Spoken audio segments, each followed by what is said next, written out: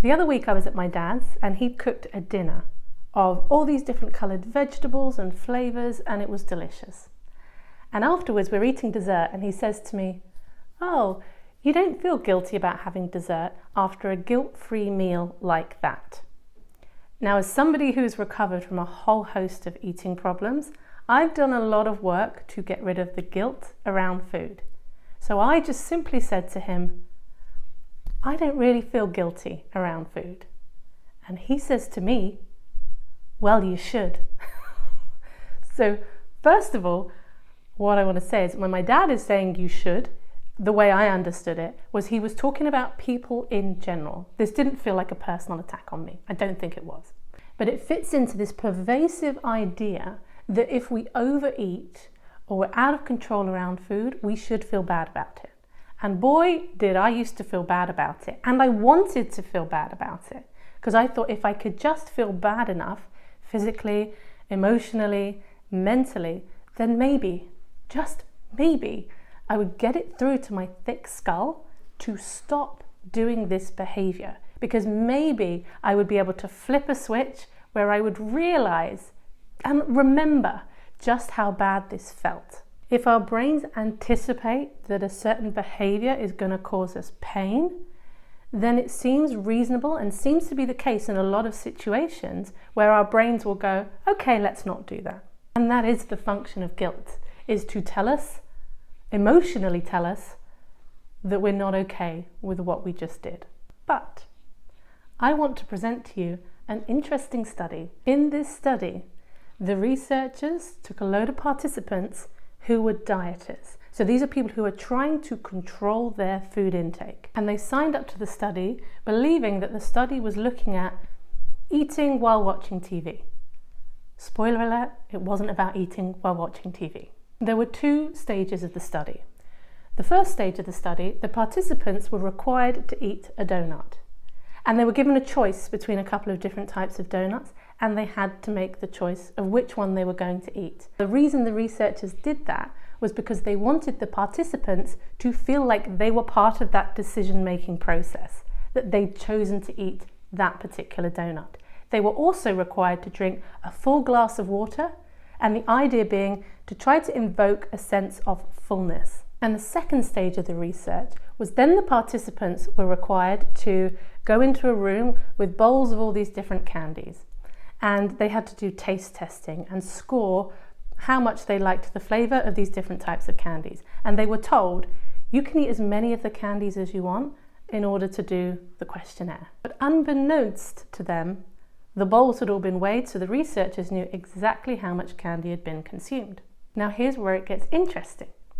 One group, between having the donut and the water and doing the taste test with the candies, were given a verbal intervention by the researchers. And the group that were given this intervention then ate half as much, less than half as much, or more than half as much candy as the group that didn't have this intervention.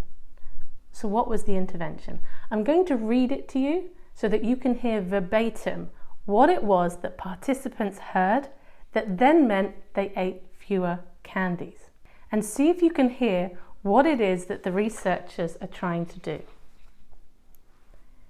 You might wonder why we pick donuts to use in the study. It's because people sometimes eat unhealthy sweet foods while they watch TV. We thought it would be more like the real world to have people eat dessert or junk food. But several people have told me that they feel bad about eating donuts in this study. So I hope you won't be hard on yourself. Everyone eats unhealthily sometimes, and everyone in this study eats this stuff. So I don't think there's any reason to feel really bad about it. The little amount of food doesn't really matter anyway. Just wait a second, I'll bring you the questionnaire.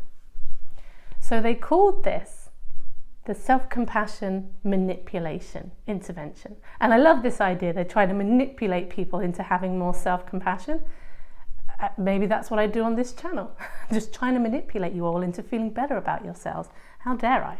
But there are three components to self-compassion as they're talking about it here. One is self-kindness, one is mindfulness, and the other one is common humanity. So in what they said, they're encouraging the participants not to be too hard on yourselves. That's the self-kindness part. They also mention you might be feeling bad about this. They're bringing the participants' awareness into how they're feeling about eating the donut, and maybe they might be feeling bad about it. So it's that awareness of what you're feeling. The common humanity part is, hey, you're not alone, it's okay. People eat donuts, that's okay.